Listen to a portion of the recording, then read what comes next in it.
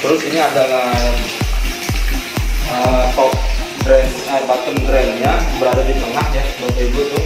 Kelihatan nggak bottom drain ada di tengah kolom.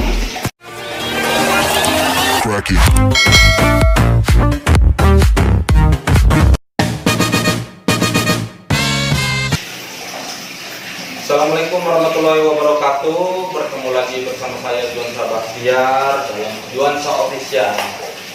Jadi nanti kita akan membahas nih Bapak Ibu kekurangan pada saat pembangunan kolom ini, dan juga dari kekurangan tersebut kita bisa belajar bagaimana membuat kolom yang baik dan standar. Tapi sebelum mulai jangan lupa bantu like, subscribe juga ya Bapak Ibu ya, dan share dan like juga, dan like juga.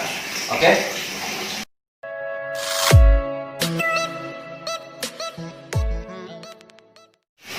Nah, jadi Bapak Ibu semua, kemarin saya sempat posting di Instagram dan WhatsApp, dan tanya-tanya itu kolomnya dalamnya berapa, terus cara bikinnya gimana, filternya seperti apa.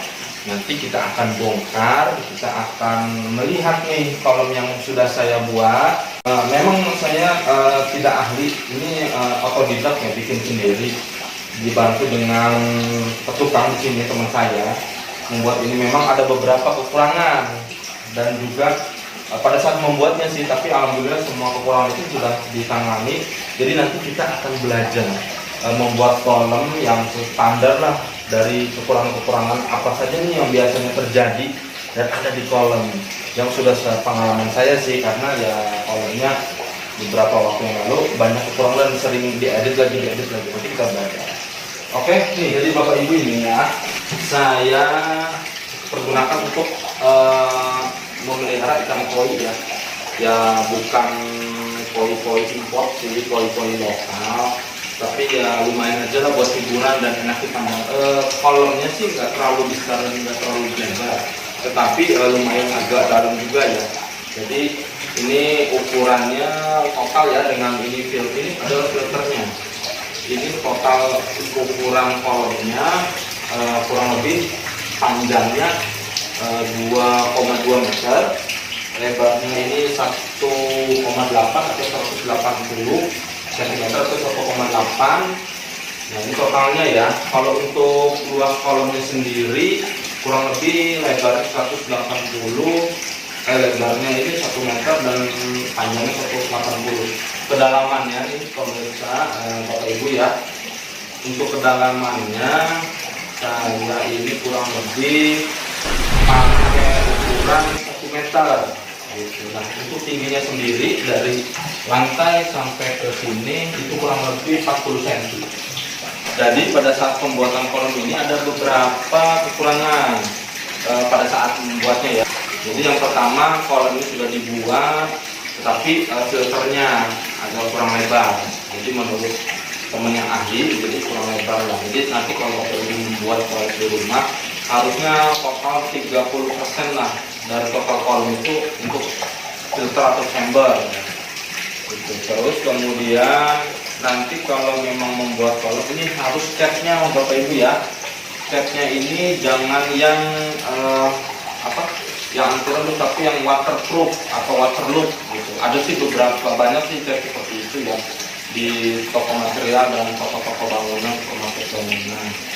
Kemudian warnanya Bapak Ibu nih, kalau saya kan menggunakan abu-abu nih, harusnya yang baik itu yang biasa saya perhatikan ya, itu berwarna hitam, harus hitam. Jadi nanti kalau ada lumut di sekitaran dinding kolom itu tidak terlalu terlihat. Kalau ini saya warnanya abu-abu, jadi idealnya adalah berwarna hitam seperti itu. Kemudian dalam proses pengacian Bapak Ibu ya, atau ini dalam proses pengacian itu harus halus sekali dan tidak boleh ada jerawat ya, jerawat atau bolong-bolong seperti itu. Karena apa? Nanti akan mempengaruhi nih, karena si air itu namanya air kan, ada rembusan sedikit jarum aja biasanya keluar gitu. Jadi rembes lah gitu. Nah ini juga memang kolam ikannya memang agak rembes sedikit ya, entah itu dari mana, tapi memang debitnya selalu berkurang gitu, makanya diimbangi dengan pengisian air.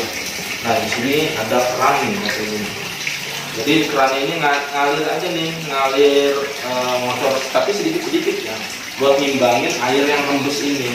Karena saya juga sudah diteliti sama saya di mana rembesnya nggak ketahuan sih, namanya juga kolam gitu, tapi agak rembes, jadi diimbangi dengan pengisian keran air ini, jadi diimbangi keisilah sedikit-sedikit untuk mengimbangi air yang rembes atau yang rembes. Dan ini adalah air mancurnya ya, dari sini. Nah, oke, itu aja mungkin untuk kolam seperti itu. Nanti kita akan lihat nih Bapak Ibu nih untuk filternya ya. Oh iya, sini dulu, saya belum tahu lagi untuk kolamnya. Ini ya triknya ya Bapak Ibu ya. Triknya pada sudut-sudut ini seperti ini, sudut-sudut kolam itu jangan dibuat mentok seperti ini ya, harus dibuat oval seperti ini nih Bapak Ibu nih.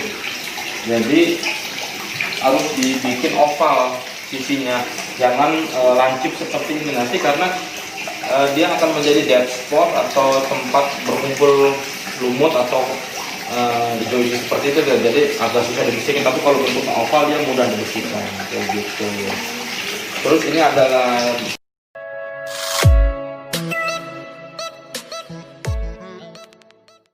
button drainnya berada di tengah ya Bapak Ibu, tuh kelihatan nggak? Button drain ada di tengah kolam. Itu saya menggunakan ukuran pipanya 1,5 inch, dan kemudian ini ada namanya skimmer. Nah ini saya kekurangannya, saya menggunakan selang atau paralonnya ukuran 1,5 inch. Harusnya idealnya minimal 1 inch atau enggak 2 inch itu lebih bagus. Dan untuk button drainnya juga yang di tengah itu dia ukurannya harusnya 2 inch lah, biar daya sedotnya bagus.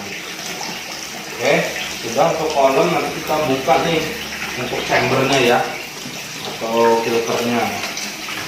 Nah ini adalah kayu parkit nih, saya pesannya online waktu pengukuran ini. Saya melihat ada di online ukurannya 30x30, jadi itu petangnya Kang Uyi ya yang di dia menyesuaikan ukuran ini. Nah ini Bapak Ibu ya, saya itu menggunakan 4 chamber. Ini chamber 1, tempat filter 1, ini kedua, ini ketiga, dan ini keempat. Nah ini sini Bapak Ibu, ini yang chamber 1 isinya filter pertama ya, isinya jaring nelayan dan jackknife. Ada jackknife dan jaring nelayan. Ini jadi dari button drain mengalir ke sini, dan dari skimmer ini juga mengalirnya ke sini. Jadi semua dari situ masuk dulu ke sini, baru setelah tersaring di jaring nelayan masuk ke chamber yang kedua melalui pipa yang ini nih. Ini pipa yang besar ini ukurannya 2 inch, sama yang kecil-kecilnya di paling bawah. Ini untuk cadangan aja 1,5 inch sama ini. Kemudian ini yang chamber kedua ini berisi karang jahe. Karang jahe fungsinya, kalau yang ini kan jaring nelayan dan jackknife, berfungsi untuk menyaring ya kotoran-kotoran, bekas pakan yang besar-besar. Terus yang kedua ini karang jahe. Karang jahe ini berfungsi untuk menjaga buffer atau pH air ya, supaya tetap bagus gitu ya, supaya si ikan atau ikan koi ini juga bisa bagus lah gitu. Karang jahe fungsinya sih sebagai penjaga pH air. Kemudian masuk ke chamber yang ketiga. Chamber yang ketiga ini berisi biobol. Biobol sebagai rumah bakteri ya, fungsinya sebagai rumah bakteri, dia untuk mengurai rumah bakteri, untuk mengurai kotoran-kotoran ikan atau amoniak ikan, seperti itu yang saya baca. Kalau ini kerang jahe seperti ini nih Bapak Ibu nih, kerang jahe ini. Ini saya beli online ya, ukurannya satu kantong ini 4 kilo. Jadi ada 2 kerang jahe di dalam sini. Dan ini biobol ada kurang lebih 100 1000 biji biobol seperti itu. Dan yang masuk ke filter yang keempat, di sini ada listrik ya, untuk ada mesin yang menyambungkan langsung ke sini, sama ultraviolet nih Bapak Ibu nih. Saya menggunakan ultraviolet dengan kapasitas 35 watt dan pompanya sendiri itu kekuatannya 5000 liter per jam. Untuk daya tembaknya atau daya sedotnya 5000 per jam. Dan ukuran kolom ini kurang lebih ya, kalau dihitung-hitung kurang lebih 2500 sampai 3000 liter air. Jadi dengan menggunakan mesin ukuran 5000 liter per jam, itu kurang lebih dalam 30 menit atau 40 menit si air ini sudah berputar semuanya gitu. Memang kolomnya kalau dilihat memang agak hijau ya, karena beberapa waktu yang lalu ultravioletnya sempat mati, dan di atas juga terkena sinar secara langsung ya, jadinya mempengaruhi si warna kolom gitu, menjadi warna hijau. Jadi warna hijaunya ini Bapak Ibu, kalau tidak salah yang saya baca, kalau terkena sinar matahari secara langsung si kolom ini atau air yang dalam beberapa waktu, dalam beberapa hari gitu, dia akan berwarna hijau karena adanya perubahan suhu. Nah, perubahan suhu itu menyebabkan tumbuhnya si alga yang berada di air maupun di dinding kolom. Jadi menyebabkan warnanya hijau. Nah, fungsinya ultraviolet, penggunaan ultraviolet yang ada di chamber atau terakhir ini, chamber filter yang keempat, itu fungsinya adalah untuk membunuh alga tersebut. Jadi supaya si air ini tidak terlalu hijau atau tetap terjaga kejernihannya. Nah, kekurangannya apa yang dari chamber atau tempat filter keempat ini adalah ukurannya. Yang tadi saya bilang idealnya adalah filter itu harusnya 30% dari ukuran kolom. Harusnya ya kurang lebih segini lah ya, 30% dari mungkin kelihatan seperti ini. Dan yang kedua, pada saat draft ini sudah beberapa kali diedit atau dirombak ya. Yang pertama dia awalnya bawahnya itu Kang Uyi lupa, yang tukang yang buat ini lupa, dia tidak diaci, hanya dipelur aja lah, kalau dasarnya dipelur saja. Tapi sudah dicat tinggi-tinggiran kolom, sudah dicat. Akhirnya saya coba isi air, ternyata airnya rembes banget. Jadi itulah pentingnya kenapa harus diaci. Akhirnya diedit lagi dasar chamber ini diaci, kemudian dicat ulang, barulah tidak ada rembesan atau rembesannya nggak terlalu hebat, walaupun memang ada penurunan debit air. Saya rasakan memang dalam satu hari 1/24 jam ada penurunan debit air. Jadi buat Bapak Ibu semua, kalau ada rencana mau membuat kolom ya, khususnya kolom ikan gitu ya, agar diperhatikan hal-hal yang tadi gitu. Yang pertama permudah dulu nih, untuk kolom tidak boleh lancip, harus oval seperti ini. Kemudian sisi-sisinya ya. Yang kedua, perhatikan juga aciannya. Kalau ada beberapa orang yang biasanya bikin kolom itu di dak ya, atau dicor menggunakan besi. Kalau saya tidak, hanya di bata saja. Tapi ada plus dan minusnya gitu ya. Kalau dicor itu mungkin biayanya lebih besar lagi, tapi kuat menggunakan besi ya. Kalau saya langsung dibata, kelebihannya relatif terjangkau lah.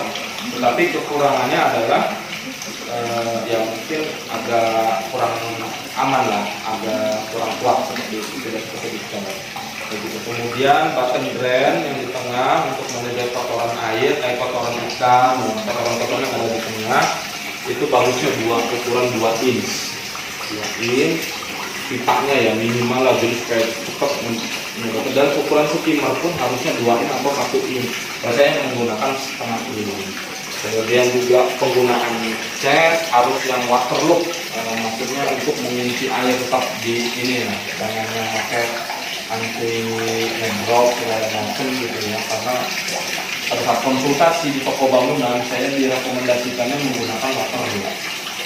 Kemudian juga untuk chamber 30%.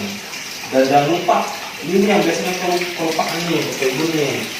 Ini untuk keran air. Jadi enak kalau kita sewaktu mengulas, jadi kerannya tinggal kita nyalain, tidak usah menggunakan selang. Seperti itu. Mungkin itu aja Bapak Ibu ya, sekilas tentang kolom yang saya punya. Ini kebetulan lokasinya ada di dapur ya, ada di belakang rumah di dapur. Jadi enaklah kalau sambil makan, habis masak, istri habis masak, sambil makan, berkumpul sama keluarga, sambil bacakan juga gitu. Jadi sambil makan ikan koi seperti itu. Oke, jadi mungkin kalau misalnya seperti ini, tapi kalau misalkan Bapak Ibu ada yang ingin tanyakan atau ingin membahas ya, ibaratnya menanyakan tentang kolom-kolom yang saya tahu, silahkan Bapak Ibu komen, nanti akan saya jawab. Insya Allah yang saya tahu gitu, sepengalaman saya gitu, karena memang membuat kolom ikan itu harus sudah punya pengalaman harusnya, jangan seperti saya langsung membuat akhirnya banyak kekurangan. Tapi dari kekurangan itu saya belajar dan saya videokan, mudah-mudahan bermanfaat. Oke, Bapak Ibu, terima kasih. Jangan lupa bantu subscribe, like, dan komen juga. Terima kasih.